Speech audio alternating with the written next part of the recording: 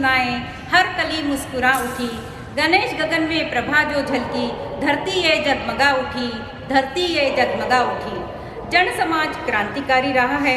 भगवान महावीर ने चतुर्विद संघ में साधु साध्वी श्रावक श्राविकाओं को साधना का समान अधिकार देकर क्रांति की नींव रखी। इतिहास के पन्ने पलटने पर क्रांति की कितनी ही मिसाल नजर आएगी, पर क्रांति की राह आसान नहीं है। इस राह पर कितने ही कांटे, मोड़, उतार चढ़ाव आएंगे। इन्हें सहन करना पड़ता है, दुखों का पहाड़ सहन करना पड़ता है। महासती चंदनवाला को ही लो, क्या नहीं सहना पड़ा उन्हें, कितने संकट झेलने पड़े उन्हें। फिर भी प्रभु महावीर से दीक्षा लेकर 36,000 सतियों का नेतृत्व करके, घोर तपस्या करके मोक्ष प्राप्त किया है। ये है नारी शक्ति की दृढ़ता।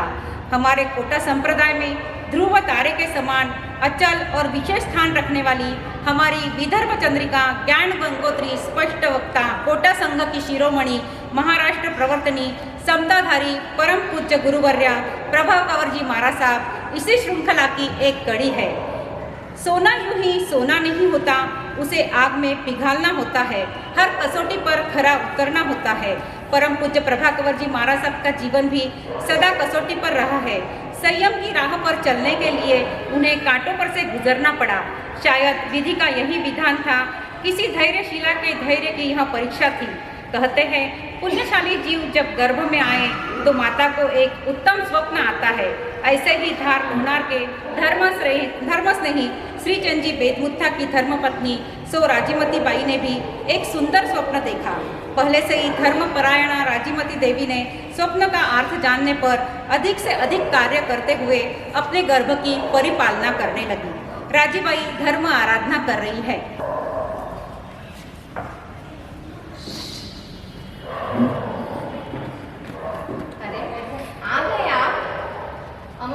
आए हैं।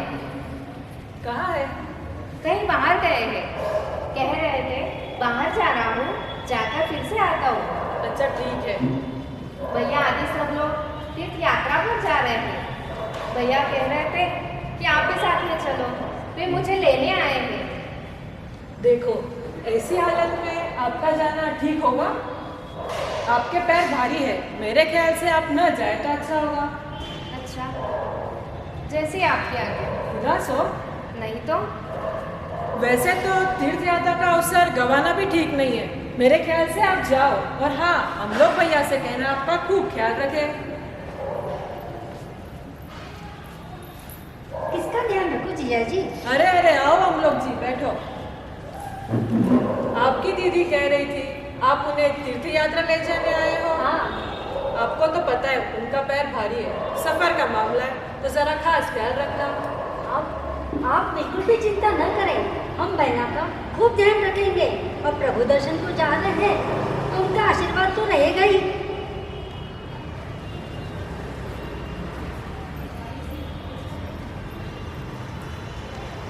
तीर्थ यात्रा करके वापस आ गए।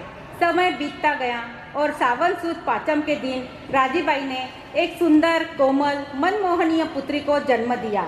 बधाई गीत गाए जा रहे हैं। छोटी सी प्यारी सी नन्ही सी आई कोई परी, प्यारी सी नन्ही सी अच्छी सी आई कोई परी। पालने में ऐसे झूमती रहे, खुशियों की बहारों में झूमती रहे, गाके मुस्कुराते संगीत की तरह, ये तो लगे रामा के गीत की तरह।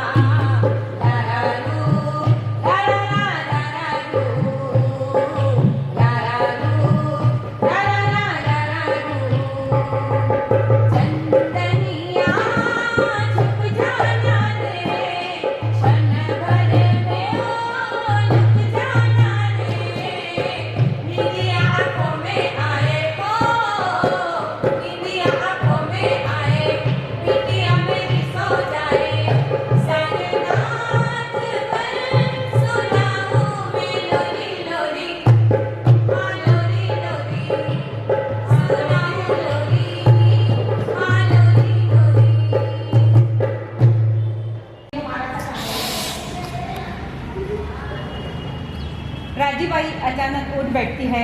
चेहरे पर घबराहट चिंता झूले में बालिका को देखती है और स्वयं से बात करती है। ये अचानक मुझे कैसे बेचैनी हो रही है? ये कैसे चित्र विचित्र स्वप्न आ रहा है? मुझे बहुत डर लग रहा है। मेरा मन घबरा रहा है। मैं क्या करूं? मुझे कुछ समझ में नहीं आ रहा है। बेटे राजू, क्या बात है? किस बात से परेशान हो? इतनी घबराई हुई क्यों लग रही हो? चाचा जी, डरावने डरावने सपने आ रहे हैं।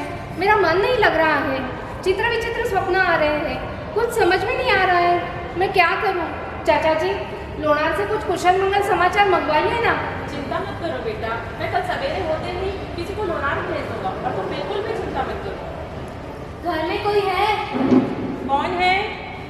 मैं सेवक हूँ, लोनार से समाचार लाया हूँ। आपके लिए कोई संदेश है? बोलो, क्या संदेश है? जय जिनेंद्र काका जी, मैं सेवक हूँ, लोनार से संदेश लाया हूँ। रामू काका, सब कुशल मंगल है ना? इतनी रात बारिश में आए हो, क्या समाचार है? बताओ ना भैया, चिंता से कलेजा फटे जा रहा है। जल्दी बताओ। वो श्रीचंद जी। क्या हुआ? हे भगवान! क्या हुआ श्रीचंद जी को? श्रीचंद जी की प्रकृति अस्वस्थ है। हे भगवान! आपको मेरे साथ लोनार चलना है। बेटा हिम्मत रखो, कबर सब शीघ्र ही ठीक हो जाएंगे। अभी कोई वाहन तो मिलेगा नहीं, ऐसे में कुछ व्यवस्था करता हूँ। ऐसा करता हूँ, बैलगाड़ी मंगवा लेता हूँ, तुम चलने की तैयारी करो। इतनी छोटी बच्ची को गाड़ी में तो ले जा नहीं सकते। ऐसा करते हैं, आदमी साथ ले लेते हैं और उसकी सर पर टोकरी रख के उसे गद्दी रखकर लिटा देंगे तो आराम रहेगा। टोकरी में बच्ची को लिए जाते हैं। घर के सामने कुछ लोग बैठे हुए हैं, गमगीन अवस्था में। राजीमती और अन्य लोगों का प्रवेश। काका साहब श्रीचंद जी भाई साहब नहीं रहे। नहीं, ये क्या हो गया? हे भगवान!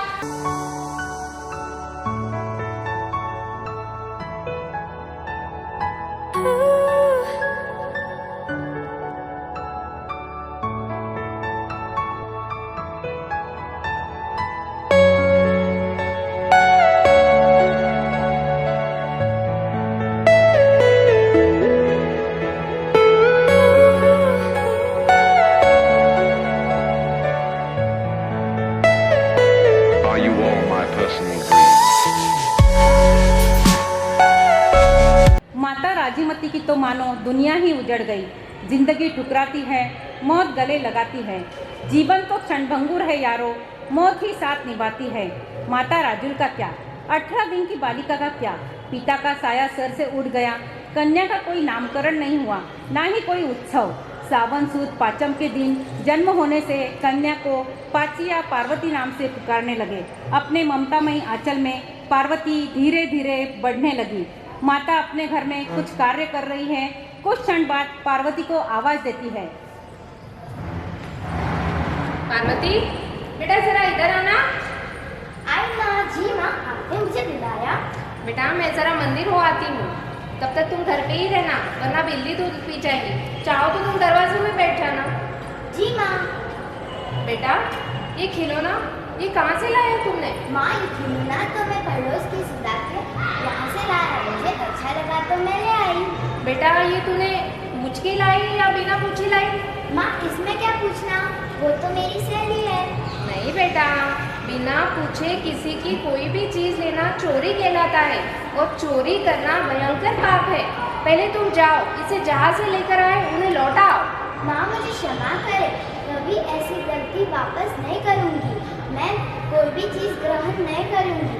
आप सानक जाओ माँ, माँ ये खिलौना मैं लौटा दूँगी। हाँ, जल्दी से आ जाओ।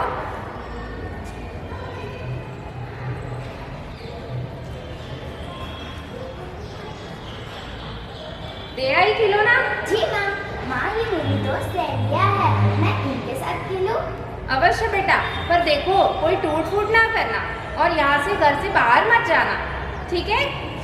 अच्छा। लकड़ी की काठी काठी पे घोड़ा, घोड़े की डोक पे जो मारा तोड़ा, घोड़ा घोड़ा घोड़ा घोड़ा घोड़ा घोड़ा, मथे मना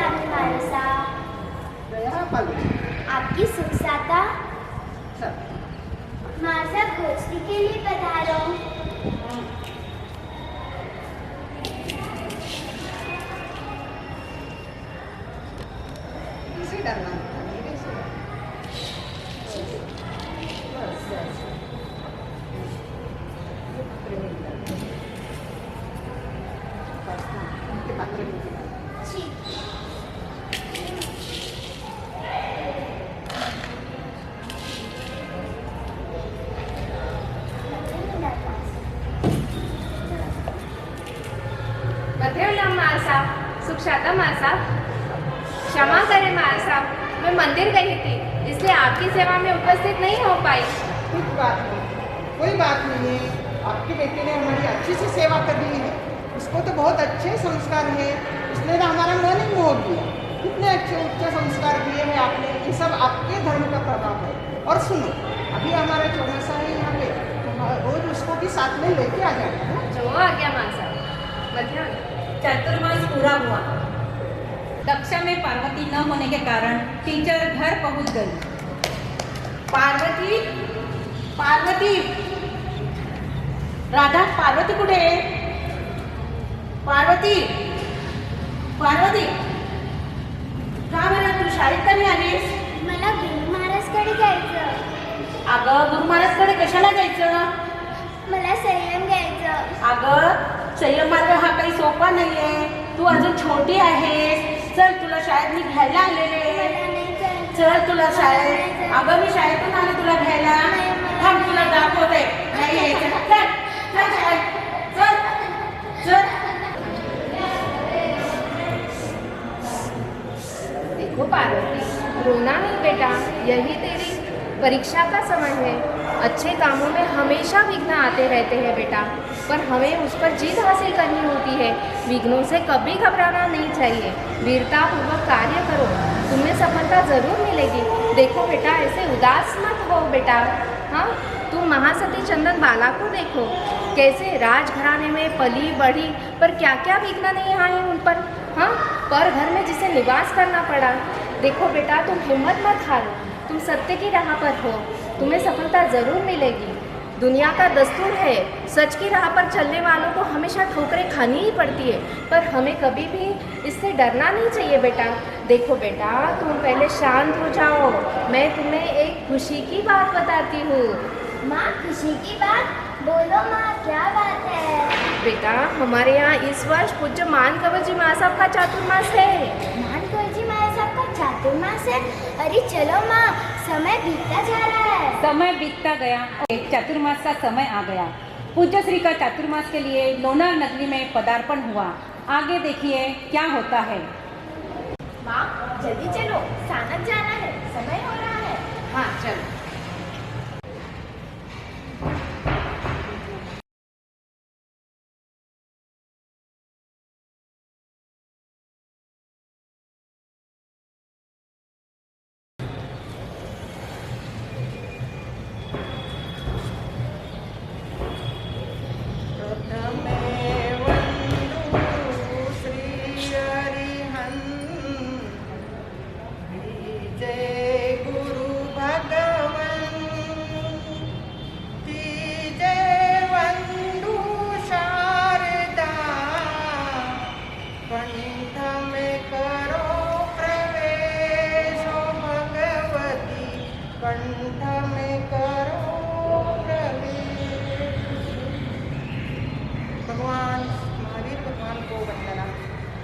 कर्नाटक घोर तपस्वी गणेश महाराज को वंदना, मेरे गुरुवर्या को वंदना, और यहाँ पे विराजे चारित्र आत्माओं को और उपस्थित धर्मानुरागियों, श्रावकों, श्राविक।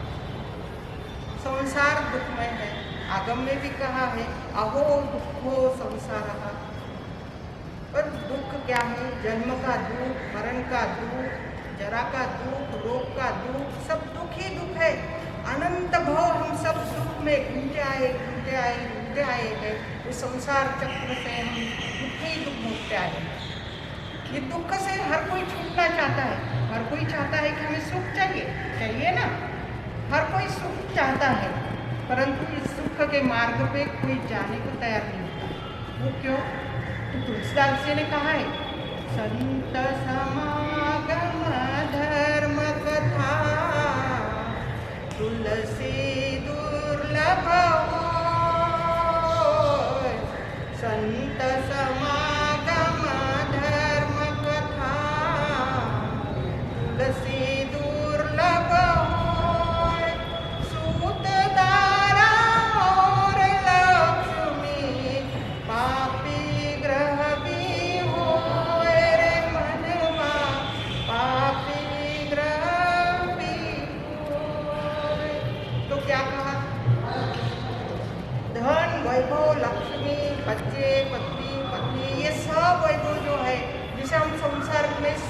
सुख है वो सब पापी ग्रह में दिखने को मिलता है।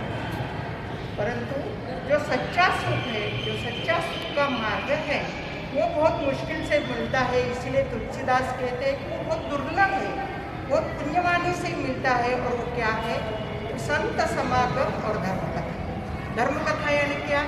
तो धर्म कथा यानी भक्ति, भगवान की भक्ति, आत्मा को जानना, तत्वों को जानना, ये जो है ये बहुत दुर्लभ है। और इसे जब तुम जानोगे, भक्ति करोगे, संतों का समागम करोगे, तो ही तुम्हें सच्चा सुख मिलेगा। तो भक्तजनों, मेरा कहना है कि सच्चे सुख के मार्ग पे चलो तो तुमको सच्चा सुख एक दिन प्राप्त होगा और ये दुख से तुम्हारे मुक्ति होगी। तो इतना कह के मैं मेरे दो शब्द को विराम देती हूँ। ओम शांति। ओम एकासना, आज का एकासना करने वाले को अंगिल,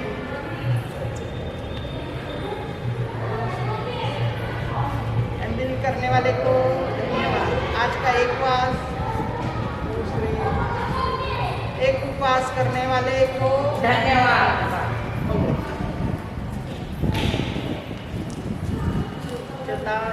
महावीर स्वामी क्या क्या गुरुकुल साथी अभ्यास है। चतारि मंगलम अर्यंता मंगलम सिद्धा मंगलम साधु मंगलम केवली पन्नतो धम्मो मंगलम। चतारि लघुत्मा अर्यंता लघुत्मा सिद्धा लघुत्मा साहु लघुत्मा केवली पन्नतो धम्मो लघुत्मा। चतारि शरणं पौज्यामि अर्यन्ते शरणं पौज्यामि सिद्धे शरणं पौज्यामि साहु शरणं पौज्यामि केवली पन्नतो धम्मो शरणं पौज्यामि। अर्यंतों का शरणा, सिद्धों का शरणा, साधुओं का शरणा, केवली परूपी दया धर्म का शरणा, चार शरणा दुर्गति हरणा और शरणा निकोय। जो भव्य प्राणी आदरे तो अक्षय अमर अमृत बसे अभिगना बंटा श्री गुरु गौतम समरिये मनवांछित फलदाता। भावे भावन भाविये भावे दीजे दान, भावे धर्म आराधिये भावे केवल ज्ञान, भावे पद निर्वाण। बोलिए प्रभावती महाराज साहब की जय। महाराज साहब की जय। यहाँ पर उपस्थित सभी साधु संतों की जय।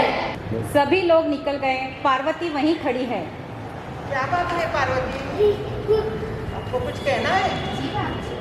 क्या बात है? महाराज साहब, मैं मुझे आपके चरणों में स्थान लीजिए। मैं आपके साथ चलना चाहती हूँ। मुझे संयम लेना है। मैं दीक्षा लेकर अपनी भावना को सफल बनाना चाहती हूँ। पार्वती देख बेटा, तेरी भावना को मैं समझ सकती हूँ, पर तू अभी हमारे साथ में नहीं चल सकती। तू देखा ना, अभी सारा गांव गई थी तो कितने कष्ट उठाना पड़ा था। तो अम्बोली बाई के हाथ से तुझे मार भी पड़ी थी ना। तो ये कष्ट का मार्ग है। तू अभी छोटी है, तो अभी घर में रह के धर्म ध्यान कर, थोड़ा सा धर्म ध्यान सीख ले। और 13 चारित्र महीने का जब क्षय होगा ना, तो उसी दिन तुझे अपने आप ही रोग आ जाएगा दीक्षा का। तू अभी घर में रह के ही अपना धर्म ध्यान कर, मन लगा। जी बात।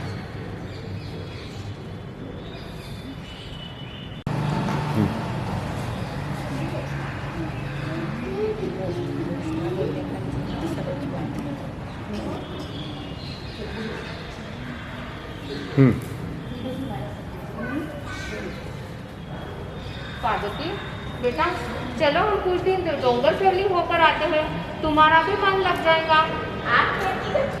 पार्वती बेटा चलो, हम कुछ दिनों के लिए डोंगर ट्रेवलिंग होकर आते हैं, तुम्हारा भी मन लग जाएगा। आप कहती तो ठीक है ना, पर अब मुझे कहीं जाने की इच्छा नहीं है। सिर्फ महाराज साहब के पास ही जाना है। डोंगर जंगली पहुँचते हैं। देखो पार्वती, इस तरह उदास मत रहो। तुम ना कुछ खा रही हो ना पी रही हो, ऐसे उदास लेकर कैसे चलेगा बेटा? तुम खुद को संवार लो, तुम्हारे मामा जी आएंगे तो क्या सोचेंगे? माँ, मुझे बाप जी की सेवा में पहुँचा दो। बेटा तुम सुनो मेरे। देखो क्या बातें हो रही है माँ बेटी में?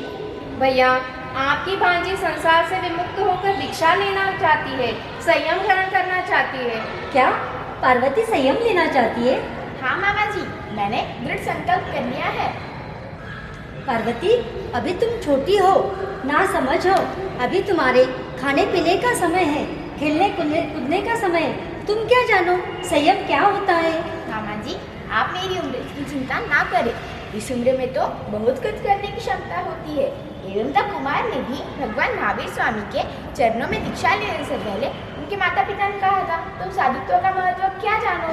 तब उन्होंने कहा था, जानू सो नहीं जानू माता, नहीं जानू सो जानू, एक दिन अवश्य मरूंगा माता, यथा कर्म ही जानू। मामा जी, दृढ़ संकल्प के आगे तो बड़े बड़े पहाड़ भी चकनाचूर हो जाते हैं। और मैंने भी संयम रूपी रत्न पाने का दृढ़ संकल्प कर लिया है। बेटा पार्वती, तुम तो बड़ी ज्ञानी हो गई हो। देवंता कुमार का उदाहरण देकर तुमने मेरा अंतर्मन खोल दिया। संसार की अब कोई भी शक्ति तुम्हें संयम मार्ग से नहीं रोक सकती। बहना, ये तुम्हारी होनहार बेटी निश्चित ही एक दिन तुम्हारा नाम रोशन करेगी। भैया, पार्वती बहुत दिनों से कह रही है मुझे महाराज साहब के पास पहुंचा दो, मुझे महाराज साहब के पास पहुंचा दो। उसका कहीं पर भी मन नहीं लग रहा है। भैया, अब हम लोनार जाना चाहते हैं। देखो बहना, जैसी पार्वती चाहती है वैसा ही करो। भैया, बहुत दिन हो गए हैं, हम लोनार जाकर उसे शीघ्र ही माँ सत्या जी के पास पहुंचा आएंगे। तो भैया, हम बहुत दिनों से लोनार नहीं गए, हम लोनार जाना चाहते हैं। बहना, जब जैसी आपकी इच्छा। पार्वती घर में सामयिक आदि कर रही है। बड़े पिताजी नंदलाल जी आते हैं। पार्वती बेटा, तुम क्या कर रही हो? पिताजी, हाँ? पार्वती बेटा, मैं तुम्हें ही मिलने आया हूँ। देख रहा हूँ बहुत दिनों से तुम न कुछ खा रही हो न पी रही हो, बहुत उदास उदास रह रही हो। क्या बात है बेटा? पिताजी, मैं दीक्षा लेना चाहती हूँ। क्या दीक्षा लेना चाहती हो? क्या बात है बेटा, तुम्हें क्या दुख है? पिताजी, ये संसार जन्म और मृत्यु के दुख से भरा है। मैं प्रव्रज्य पथ को अपनाकर इस मोहमय संसार से विमुक्त होना चाहती हूँ। तुम दीक्षा के बारे में क्या जानती हो? घर घर जाके भिक्षा लाना पड़ता है, कड़ी धूप में नंगे पांव चलना पड़ता है। तुम दीक्षा के बारे में क्या जानती हो? मैं संयम की साधना पाने के लिए दुनिया की किसी भी तकलीफ को सहने के लिए तैयार हूँ पिताजी।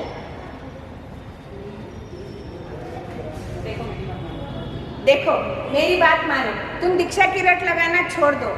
लोग क्या कहेंगे?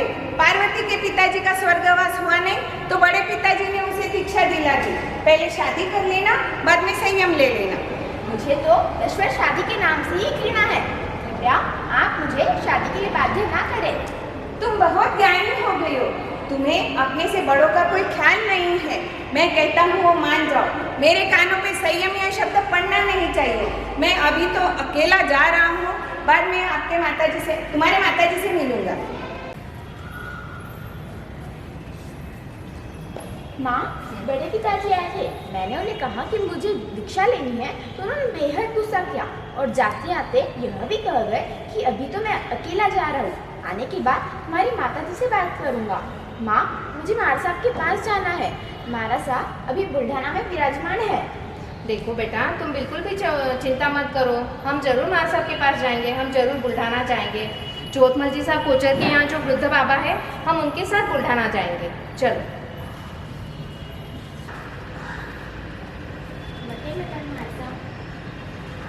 आ गई पार्वती, कई दिनों से तेरा ही इंतजार कर रही थी मैं।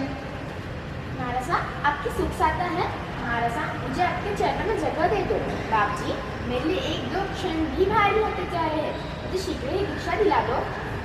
और उसके लिए तो आज्ञा आवश्यकता है, आज्ञा की आवश्यकता है। महाराज साहब, पार्वती की उत्कृष्ट भावना देखकर मैं उसे मना नहीं करना चाहती हूँ। मेरी उसको आज्ञा है माँ साहब। परंतु ट्रस्ट की भी आज्ञा चाहिए, पंच लोगों की भी आज्ञा चाहिए। तो उस पुस्तकों जी महाराज साहब जरा वो ट्रस्टी लोगों को बुला के लाना बोला। भिक्षन जी भैसालरा, उपचंद जी कोठारी और चंपला जी संचिति और कौन कौन है देखो, उनको बुला के लेके आओ। जी आज्ञा महाराज साहब। सभी लोग आए और दीक्षा का मुहूर्त निकाला गया। शास्त्री जी ने वीर संवत 1919 फाल्गुन शुक्ल दूज सोमवार 10:30 बजे का मुहूर्त निकाला। पंडित जी ने पहले ही बताया कि दीक्षा में विघ्न आएंगे, पर दीक्षा होकर ही रहेगी। कस्तूरी की सुगंध की भांति इस आगामी दीक्षा की खबर चारों ओर फैल गई। बुल्ढाना श्री संघ ने दृढ़ संकल्प कर लिया कि जो होगा सो होगा, पर दीक्षा धूमधाम से होकर ही रहेगी। जैसे ही नंदलाल जी को दीक्षा का पता चला, उन्होंने आओ देखा न ताव देखा, बुल्ढाना जा पहुँचे और श्री संघ पर बरस पड़े। बहुत बहस हुई, बात कोर्ट कचहरी तक जा पहुँची। दोनों तरफ से वकील लगाए और फौजदारी न्यायालय ने निर्णय बुल्ढाना श्री संघ की ओर दिया। खुशी की लहर छाई और लोनार वाले ने दीवानी कोर्ट में अपील की। शनिवार के बीच में रविवार और सोमवार को दीक्षा। अब सभी को बहुत टेंशन आया। महाराज साहब का प्रभाव था जो इतिहास में पहली बार इतवार को कोर्ट लगाने की अनुमति दी। यह नीति की चाह का पहला कदम है। अब आओ देखते हैं क्या होता है। रविवार को ठीक 10:30 बजे पुकार हुई। जज साहब, वकील साहब, पार्वती, राजी भाई हाजिर हो। केस नंबर 4 बट्टा 1943 नंदलाल विरुद्ध राजीबाई और अन्य लोग। कार्यवाही शुरू की जाए। मिलॉर्ड, यह एक छोटी सी नासमझ कम उम्र वाली बच्ची के खिलाफ बहलाकर उसे दीक्षा देने जा रहे हैं। ऐसे क्रूर निर्दयी लोगों के खिलाफ यह दायर किया हुआ केस है मिलॉर्ड। Objection milord. जैन समाज सत्य एवं अहिंसा के मार्ग पर चलने वाला समाज है। दुनिया जानती है कि हजारों वर्षों से जैन समाज शांति का संदेश देते आ रहा है। ऐसे समाज के लोगों को क्रूर एवं निर्दयी कहना ये भगवान महावीर एवं उनके हजारों अनुयायी का घोर अपमान है मिलॉर्ड। आप किसी को क्रूर निर्दयी यह उपमा न दो। आप अपना पक्ष रखे वसीम। Sorry milord. पार्वती, यह महाराज श्री चंद बेगमुथा की एक 11 साल की छोटी सी नासमझ बच्ची है मिलॉर्ड, और बुल्ढाना श्री श्रावक संघ के लोगों ने इसे जैन दीक्षा देकर इसको संसार से उठाने की ठानी है मिलॉर्ड। कानून के नजर में यह एक छोटी सी बच्ची के ऊपर किया जाने वाला अत्याचार है मिलॉर्ड। मैं अपने दोस्त वसीम साहब से पूछना चाहता हूँ, ये कह रहे हैं कि बुल्ढाना श्री संघ ने पार्वती पर जबरदस्ती की है। मैं उन्हें यह पूछना चाहता हूँ कि बुल्ढाना श्री संघ या संघ का कोई भी व्यक्ति क्या पार्वती के घर जाकर उसे जबरदस्ती लाया? नहीं मिलॉर्ड, पार्वती स्वयं दीक्षा की भावना रखकर यहाँ आई है और आप 11 साल की है। यह बात सरासर झूठ है। पार्वती सज्ञान है, उन्हें अपने भविष्य के बारे में सोचना व फैसला लेने का पूरा अधिकार है। लेकिन मिलॉर्ड, जैन दीक्षा यह बहुत ही कठिन होती है मिलॉर्ड। हाथों से बाल नोचने पड़ते हैं, नंगे पैर दूर दूर तक चलना पड़ता है मिलॉर्ड। बहुत ही साधारण जीवन बिताना पड़ता है मिलॉर्ड, और ऐसे में ऐसे छोटे बच्चे के साथ यह सब होना, यह अत्याचार नहीं है मिलॉर्ड। Objection milord. मेरे दोस्त वसीम साहब से मैं यह पूछना चाहता हूँ, जो इस्लाम जैसे महान धर्म से है, इस्लाम में तो हर बच्चे की सुन्नत जुदा की जाती है। यह अत्याचार नहीं तो और क्या है? यह एक इस्लाम जैसे पवित्र धर्म का संस्कार है। राजीबाई को पेश किया जाए। राजीबाई हाजिर हो। आपकी उम्र कितनी है? तकरीबन 39 वर्ष। आपके पति गुजरे हुए कितने वर्ष हुए? लगभग 14 वर्ष से भी ज़्यादा वर्ष हो गए जज साहब। मेरी बच्ची तो सिर्फ 18 दिन की ही थी। अगर ऐसी बात है तो यहाँ बच्ची 11 साल की बतलाई जा रही है। यह सच नहीं हो सकता। पार्वती को पेश किया जाए। पार्वती हाजिर हो। पार्वती, क्या बुल्ढाना श्री संघ वाले आपकी दीक्षा करवाना चाहते हैं? नहीं जज साहब, मैं मेरी इच्छा से ले रही हूँ। मुझ पर कोई जोर जबरदस्ती नहीं है। तुम्हें बहुत कष्ट उठाना पड़ेगा। पैदल चलना, बालों को नोचना, क्या यह सब तुम सह पाओगी? परीक्षा सहना, यह सब सह पाओगी तुम? इसमें क्या बड़ी बात है? परेशानियाँ क्यों आएगी? संसार में क्या परेशानियाँ कम आती है। और रही बात सिर के बाल निकालने की, तो वो मैंने निकाल कर देखे है। और पैदल ना चलने के लिए मैं कोई वृद्ध या अपाहिज नहीं हूँ जज साहब। पर पार्वती, तुम्हारे घर वालों की इच्छा है, वे तुम्हारी शादी करना चाहते हैं। मैं हर की शादी नहीं करना चाहती हूँ। जैन साधु को भिक्षा मांगनी पड़ती है, क्या आप भिक्षा मांगोगी? संयम निर्वाह के लिए और साधना के लिए मैं भिक्षा मांगूंगी। राजीबाई, क्या आप अपनी पुत्री को दीक्षा दिलाना चाहते हो? उसकी उत्कृष्ट भावना देखकर मैं उसे रोकना नहीं चाहती हूँ जज साहब। मेरी तो आज्ञा है। दोनों तरफ की बहस मैंने सुनी। भारतीय संस्कृति के अनुसार सुख दो प्रकार का है। भौतिक सुख, व्यक्ति अपनी भावना के अनुसार अपने जीवन में सुख पाने का प्रयास करता है। पार्वती का मन आध्यात्मिक सुख की ओर आकर्षित हुआ है। वह दीक्षा लेना चाह रही है, वो भी जैन धर्म के अनुसार, कानून के अनुसार। जैन धर्म में किशोर दीक्षा का ही नहीं बल्कि बाल दीक्षा का भी विधान है।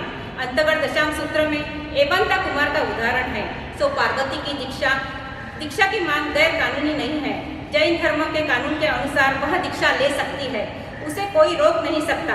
अतः मेरा फैसला यह है कि पार्वती को तय समय पर दीक्षा से कोई रोक नहीं सकता और लेने के लिए कोई रोक नहीं सकता। उसे किसी ने पराकृत करने की या शुभ कार्य में विघ्न डालने की कोशिश की तो उसे दंडित किया जाएगा। दीक्षा के समय पर सरकार की ओर से पूर्ण सुरक्षा प्रदान की जाएगी। Case is over. इस तरह कड़ी परीक्षा के बाद सत्य की विजय हुई, संयम की उत्कृष्ट भावना सफल हुई। आखिर सत्य की जय हुई और पार्वती अग्नि परीक्षा में सफल हुई। इतनी कम उम्र में इतनी सुंदरता से हर सवाल का जवाब निडरता के साथ दिया और कोर्ट से दीक्षा की परमिशन मिल गई। देखिए दीक्षा की तैयारी।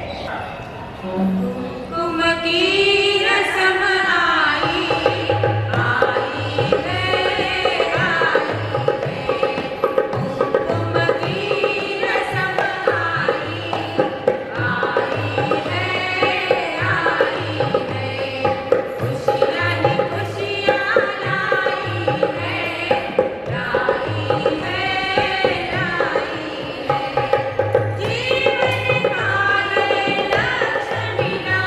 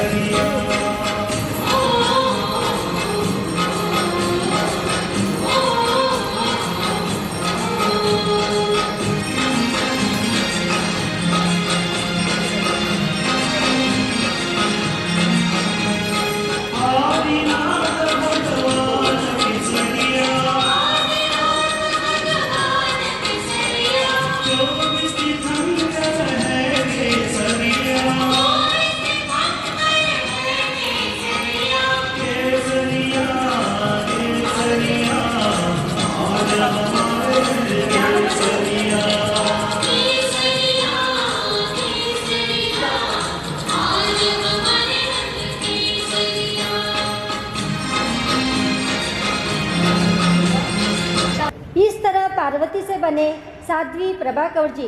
बोलिए नवदिशित प्रभाकर जी महाराज साहब की उन्होंने अपना साधना काल शुरू किया। साधना काल में सजग रहकर उन्होंने 32 आगम आदि अनेक शास्त्रों का अध्ययन किया। हिंदू, उर्दू, गुजराती, मराठी आदि भाषाओं के जानकार थे। नित्य नियम में सवेरे 3 बजे उठकर स्वाध्याय आदि करते थे। दिन में कभी आड़ा आसन नहीं किया। साधना करते करते उन्हें वचन सिद्धि प्राप्त हुई। 1979 का चातुर्मास आर्मी में था। आर्मी के प्रमुख श्रद्धालु ध्रुवधर्मी श्री फुलचंद जी श्रावक थे। आपके ज्येष्ठ पुत्र श्री भौरीलाल जी कोठारी, आपकी धर्मपत्नी सो शांताबाई, इनका कुछ दिनों से स्वास्थ्य अच्छा नहीं था। नागपुर में डॉक्टर को बताया। सभी लेडीज डॉक्टर का एक ही राय थी कि इन्हें जल्द से जल्द बॉम्बे में टाटा हॉस्पिटल में भर्ती करा दे।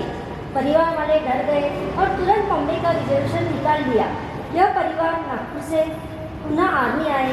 पूज्य गुरुवर्या करोड़ा गांव में विश्राम में थे। वहां पहुंचे। करोड़ा यह गांव आर्मी से 16 किलोमीटर पर था।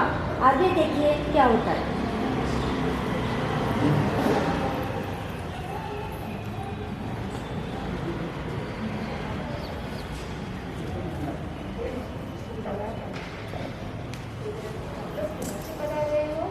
हम नागपुर से आए बाबू।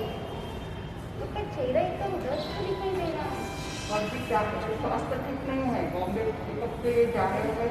सोचा कि आपके दर्शन करके मंगली लेके जाओ। ये क्या बात हुई? हम यहाँ आ रहे हैं और आप बम्बई?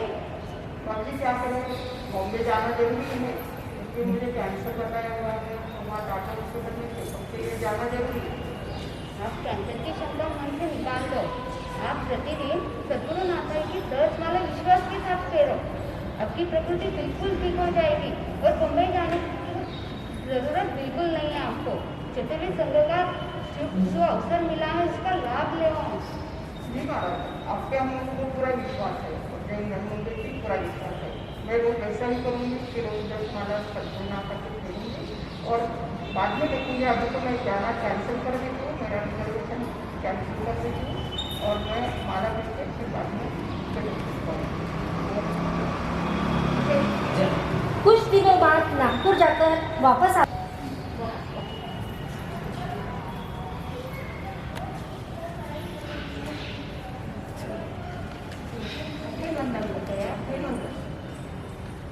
आप आ गए? क्या कहा डॉक्टर ने? आ गए। बहुत खुशखबरी है बाबू। एकदम मेरी तबीयत अच्छी हो गई। सब रिपोर्ट नॉर्मल आ गई है और डॉक्टर ने कहा कि आश्चर्य कैसे क्या हुआ। ये तो सब अपना जिस शासन का प्रभाव और आपका आशीर्वाद है। कुछ दिनों बाद नागपुर जाकर वापस आते हैं।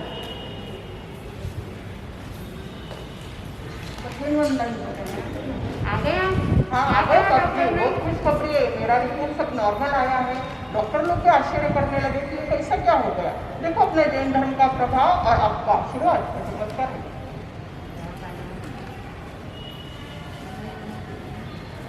हो गया।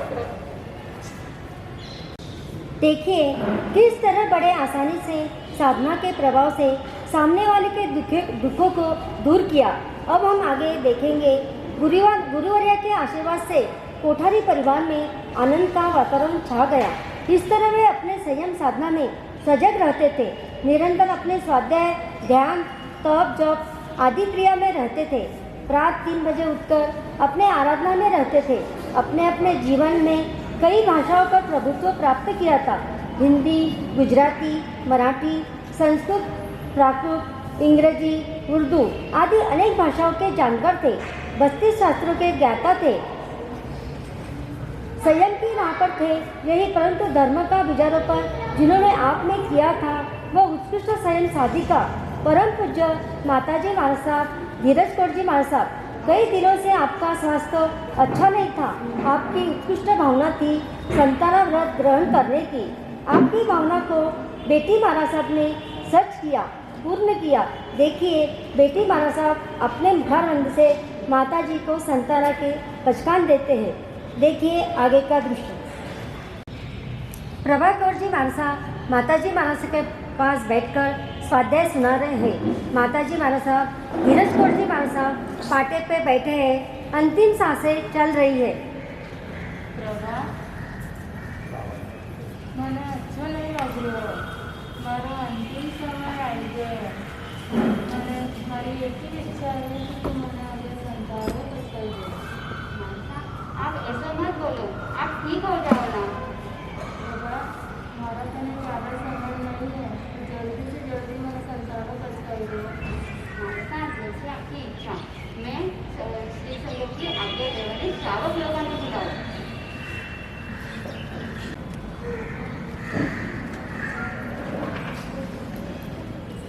अच्छे मन में बाकी आपका स्वास्थ्य ठीक है और अच्छा हो जाएगा। हमारी इच्छा है कि अभी संतान न दे।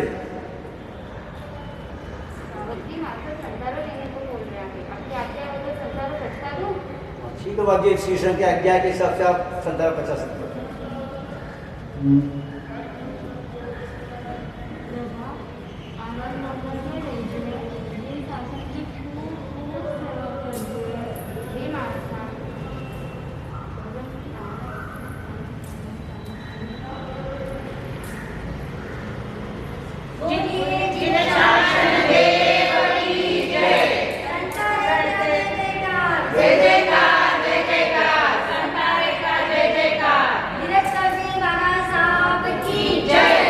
संतान लेने वालों को धन्यवाद, संतान बचाने वालों को धन्यवाद। लोनार के पास सुल्तानपुर में रहने वाला पारक नाम का ब्राह्मण परिवार। घर में 2 भाई रमेश और गणेश। रमेश शादीशुदा है। पिताजी का साया सर से उठ जाने के कारण छोटे भाई की जिम्मेदारी बड़े भाई पर है। छोटा भाई कॉलेज में पढ़ता है। माँ तीर्थ यात्रा के लिए गई है। किसी बात को लेकर दोनों भाइयों में अनबन हुई थी। गणेश छोटा व लाडला होने के कारण थोड़ा जिद्दी था। अपनी बात मनवाने की उसकी आदत थी। बड़े भाई के मना करने पर उसका गुस्सा 7वें आसमान पर चढ़ गया। आ गए गणेश कॉलेज से? हाँ भैया, एक बात पूछूं? हाँ पूछो। मेरी कॉलेज की ट्रिप जा रही है। हाँ तो मैं जाऊँ? वो 3-4 दिनों की है और खर्चा 5,000 तक है। देखो गणेश, आए दिन तुम्हारी आदतें बिगड़ने लगी है और अब एग्जाम सर पर है। मैं चाहता हूँ तुम पढ़ लिख कर काबिल बनो और पिताजी के कारोबार में मेरा हाथ बटाओ। इसी में तुम्हारी भलाई है। इस बार मैं तुम्हें पिकनिक जाने की इजाज़त नहीं दे सकता। देखो भैया, आपके रोज रोज के उपदेश सुनकर मेरे कान पक गए। अब मैं पिकनिक जाकर ही रहूँगा। देखो गणेश, जिद मत करो। इस बार तो तुम्हें मेरी सुननी ही पड़ेगी और घर में रहना है तो घर के तौर तरीके से ही रहना पड़ेगा। ये कोई धर्मशाला नहीं है कि हर कोई यहाँ आकर अपनी मनमानी करे। तो ठीक है, इस घर में मेरी वजह से अशांति छाए तो मैं यहाँ एक पल भी नहीं रुकूंगा।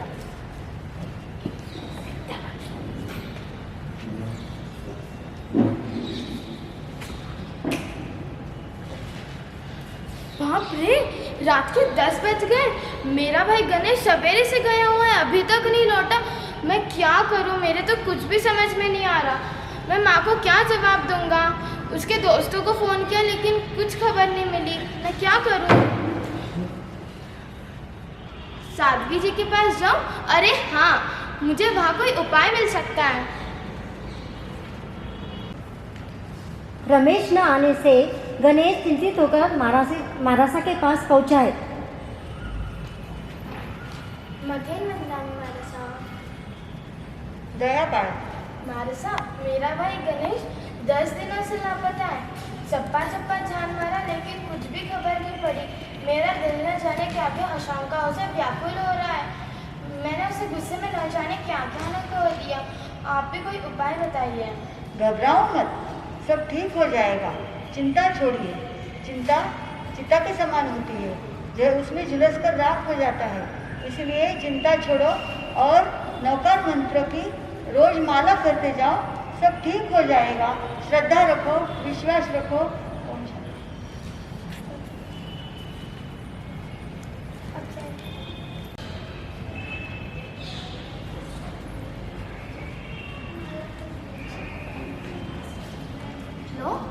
हेलो भैया, मुझे माफ़ कर दो, मैंने आपका दिल दुखाया। आपको बिना ही बोले घर से चले गए। मुझे माफ़ कर दो, मैं आधे घंटे में घर आ रहा हूँ। हे पंचपरमेश्वरी भगवान, तुमने मेरी सुन ली। मेरा भाई गणेश वापस आ रहा है। भैया, मैं आ गया। गणेश भैया, मुझे माफ़ कर दो, मैंने आपका दिल दुखाया। बिना बोले ही घर से चले गया। मुझे माफ़ कर दो। कोई बात नहीं गणेश, तुम घर आ गए, इसी में मैं खुश हूँ। चलो हमारे साथ। इस तरह आपने देखा पूज्य श्री की कृपा से गणेश घर आ गया। यह सब पूज्य श्री के आशीर्वाद से हुआ और 10 दिन से गया हुआ भाई वापस आ गया। अब दोनों भाई महाराज साहब के दर्शन आ रहे हैं।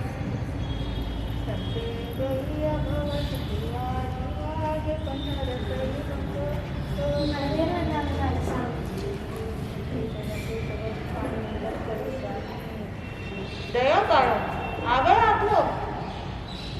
अरे ऐसी बड़े से रूठा नहीं करते और घर छोड़ के नहीं जाया करते। बड़ा भाई पिता के समान होता है, उनकी आज्ञा का पालन करना और नौकर मंत्र की माला करते रहना। कभी उनकी आज्ञा का उल्लंघन नहीं करना, उनको सदैव खुश रहना। दया बाळा। समस्त श्रमण संघ में उत्कृष्ट संयम साधिका, दीर्घ संयमी, जिनको हर प्रकार का ज्ञान, सभी शास्त्रों में प्रारंगत, वयोवृद्ध और पुण्य पूज्य प्रभाकर जी मारसा ही एक ऐसे साध्वी जी हैं जिन्होंने सत्या जी को तो संयम दिया, पर उन्होंने तो संतों को भी संयम दिया। यह सब आप श्री की योग्यता से हुआ है और यह सब देखते हुए आचार्य शिव मुनि जी महाराज साहब ने पूज्य श्री को महाराष्ट्र प्रवर्तनी पद से विभूषित किया। अहमदनगर संघ के पदाधिकारी ने पूज्य श्री को चादर ग्रहण कराई। समस्त सती मंडल उपस्थित है। अर्चना श्री जी, किरण सुधा जी, प्रकाश कंवर जी, प्रतिभा कंवर जी आदि।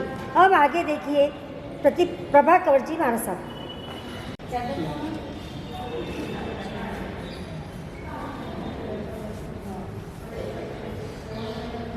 शासन के वीरों को वंदन है, अभिनंदन है। जिन शासन के वीरों को वंदन है, अभिनंदन है। जिन शासन के वीरों को वंदन है, अभिनंदन है। जिन शासन देव की जय।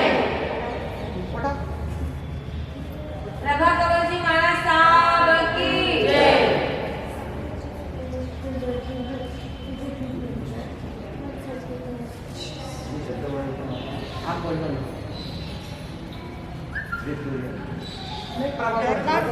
प्रभाकर जी महाराज साहब की जय। धर्मानुरागी श्रावक और श्राविका, आज मुझे जो सम्मान से चादर ओढ़ाई गई है, न तो मैं इस लायक हूँ, न मुझे इसकी कोई अपेक्षा है, न कोई इसका मुँह है।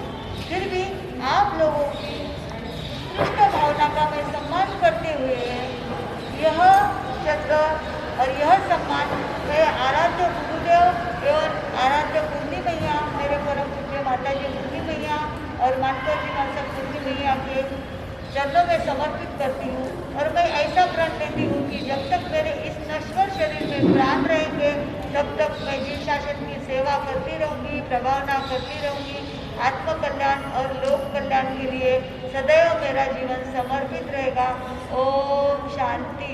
बोलो छत्रपति महावीर भगवान की जय। प्रभाकर जी महाराज साहब की जय।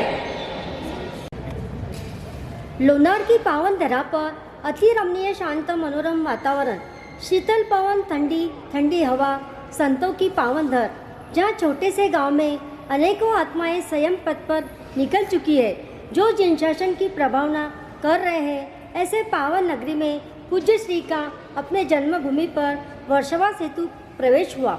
गुरुवर्या पूज्य प्रभाकर जी महाराज साहब एवं पूज्य किरण सदाजी महाराज साहब आदि ठाना 7 का चातुर्मास 2013 का लोनार में हुआ। पूज्य महाराज साहब गेलड़ा भवन में चातुर्मास के हिसाब से विराजमान थे। जैसे ही पूज्य श्री का आगमन हुआ, वर्षावास में वर्षा का प्रारंभ हुआ। अचानक एक दिन क्या हुआ वह देखो। रात का समय पूज्य श्री आराम कर रहे हैं। रात में 12 बजे लाइट का प्रकाश हुआ। प्राची, प्राप्ति, लाइट किसने लगाई? अरे लाइट किसने लगाई?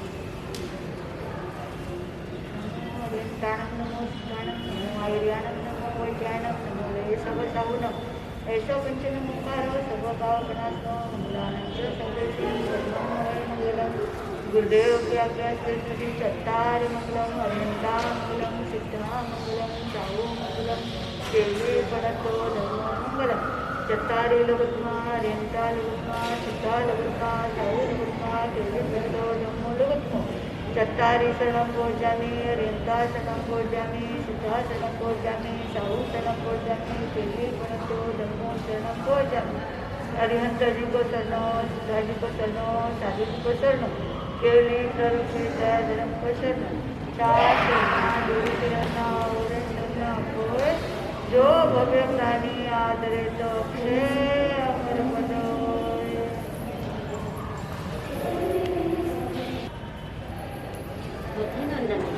बाप जी एक बात बोलो, यो कई प्रकार है, रात में लाइट लगना आप बताओ ना।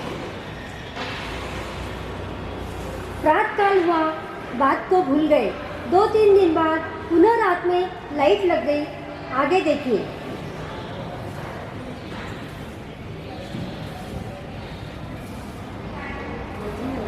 बाप जी बोलो ना, छोटी छोटी सत्य आहे, डर जावे, आपने बोलना पड़ेगा। डरने की कोई बात नहीं है, मैंने बोलो डरो मत, रास्ता संगीत देव आवे मुझे लेने चले जावे, घबराने की कोई बात नहीं है।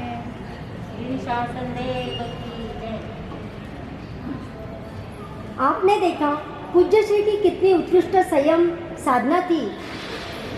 डर जिनके पास नहीं था उनको कई प्रकार की सिद्धि प्राप्त थी। आपने ये भी देखा कि किस तरह जो भी उनके पास रोता हुआ आता, टेंशन लेकर आता, वे उनका समाधान कर देते, टेंशन फ्री हो जाते हैं। 2014 का चातुर्मास अंतिम चातुर्मास औरंगाबाद में था। जीवन का अंतिम समय पूज्य श्री का 9 माह तक स्वास्थ्य अच्छा नहीं था, बहुत ज़्यादा वेदना थी। फिर भी पूज्य श्री कहते, नहीं मुझे कोई तकलीफ नहीं, पूर्ण समता भाव से वेदना को सहन कर रहे थे। आपकी प्रमुख शिष्या का चातुर्मास अलग अलग स्थान पर था, फिर भी आपने सबको जाने के लिए मना किया। आपकी सभी शिष्या आपके सानिध्य में थी, सभी शिष्या आपके सेवा में थी। 1 अगस्त को प्रात का रायसी प्रतिक्रमण की आज्ञा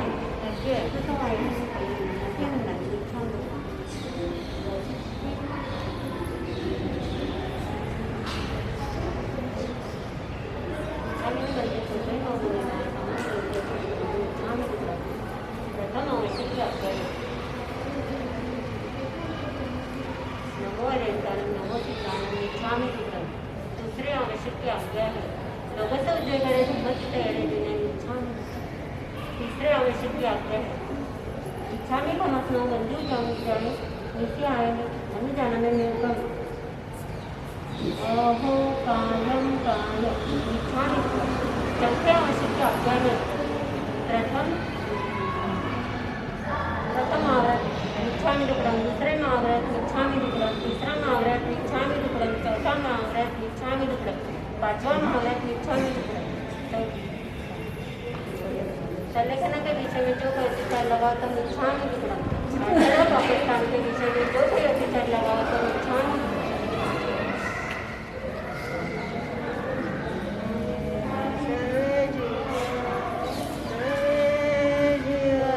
प्रभाकर जी माना साहब की आज्ञा से किरण सुधा जी माना साहब रायसी प्रतिक्रमण सुना रहे हैं। आवश्यक आज्ञा है इच्छामीन बंदे तुबई मगुननाय सामान्य देवते परिगमन थायमी देवसेन आनंद दर्शन चरिता चरिते तो अय्यर चिंतन अंत करेमी कौसर्गम थामी मी सर्वे जीवा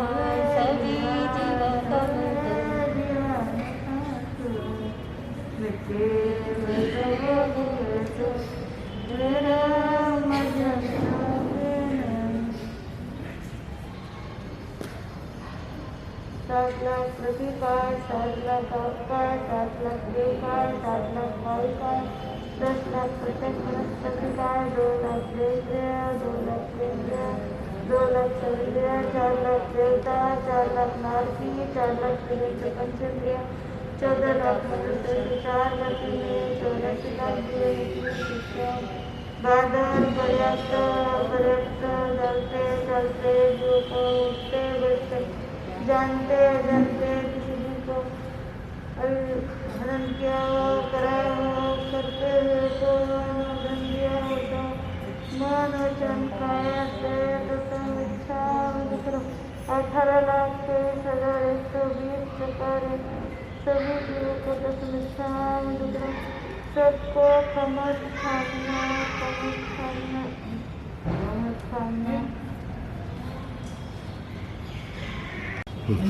प्रभाकर जी महाराज साहब का अचानक स्वास्थ्य खराब हुआ।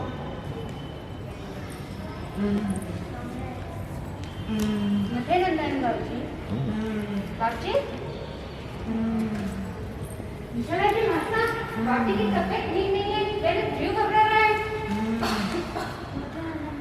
बाबूजी को आपने खाता नहीं है? बचपन करे दो बाबूजी आपके बचपन करे दो ठीक हो जाएगा बाबूजी आपको। अभी तो समय नहीं है, बचपन करे दो शीशम की आदत हाँ शीशम की आदत शीशम की आगे लेवन बुलाओ से आपने श्री सही पधारिए। अच्छे मन हूँ आपकी सब तो आपका ठीक है दिया कि क्यों संतान लेना है आपको?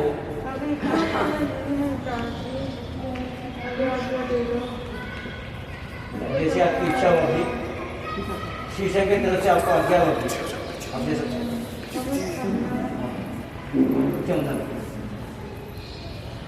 मटन खाना में मसा आराम की आश्रम पानी